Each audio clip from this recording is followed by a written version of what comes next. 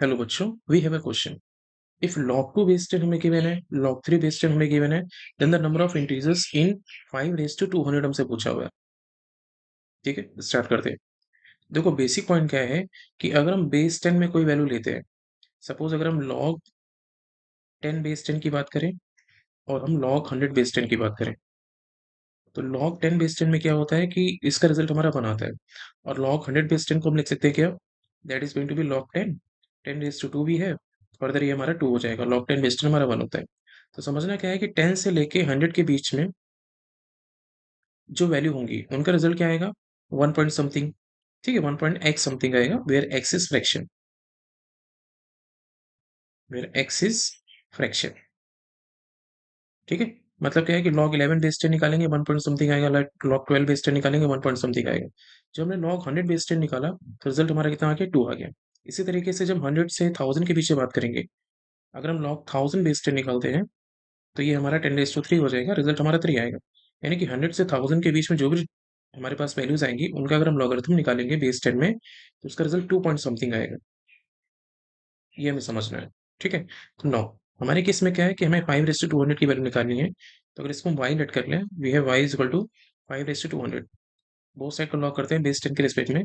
So we have log y base 10 and that is equal to 200 log 5 base 10, log m raise to n के according इसे ऐसे लिखेंगे हम। अब benefit क्या होगा, देखो हमें वैल्यू गिवन है log 2 और log 3 की, तो हम उसी तरीके से ब्रेक करें ताकि हम log 2 log 3 का यूज कर पाए। तो हम यहाँ पे लिखेंगे log 200, log 5 को हम लिख सकते हैं log 10 upon 2। So we have log 10 upon 2, base हमारा 10 है, log m अपॉन n के अकॉर्डिंग ये हमारा हो जाएगा क्या, log m minus log n। So here we have log 10 base 10, log 10 base 10 minus we have log 2 base 10। देखो benefit क्या होगा, log 2 बेस 10 की वैल्यू में पता है 0.3010, पुट करेंगे यहाँ पे, here we have 200, log 10 base 10 1 हो जाएगा, माइनस वी हैव 0.3010।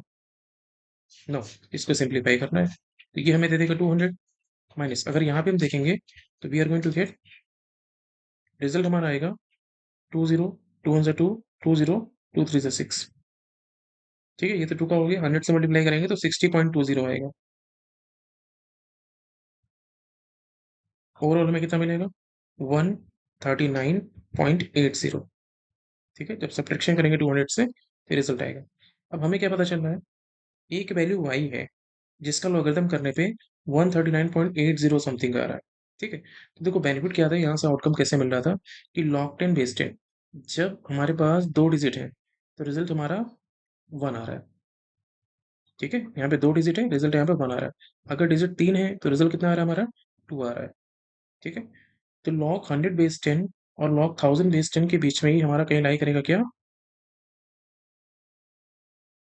हम ये बोलेंगे कि देखो जब हमने log 1000 बेस 10 की बात करी तो रिजल्ट हमारा कितना आ रहा था, 3 आ रहा था।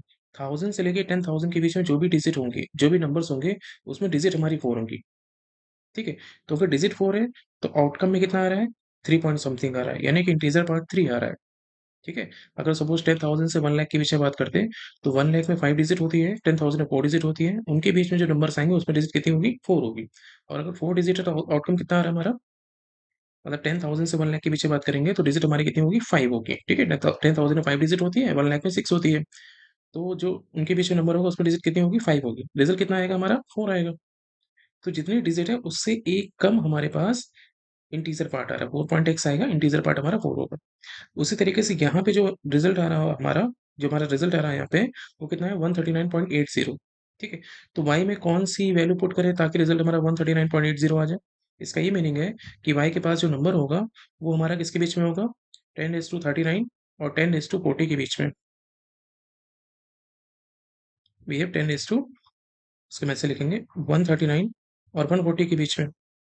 ठीक है, क्योंकि जब इसको हम सॉल्व करेंगे तो 139 से 140 के बीच में हमें कोई रिजल्ट मिलेगा। क्लियर है, तो 10 to 139 और 10 to 140 के बीच में अगर कोई भी नंबर होगा उसमें नंबर ऑफ डिजिट कितनी होंगी, देखो सिंपल है, अगर 10 to 1 है तो 2 डिजिट है, 10 to 2 है तो 3 डिजिट है, 10 to 3 में 4 डिजिट है। तो मतलब क्या है कि पावर 3 है तो उससे एक ज्यादा डिजिट आ रही है, तो पावर अगर 139 होगी तो इससे ज्यादा डिजिट क्या होगी, 140। ठीक है, यानी कि नंबर ऑफ डिजिट हमारे पास कितनी होंगी 5 to 200 में, which are integers, that is 140। Option हमारा फोर्थ करेक्ट होगा।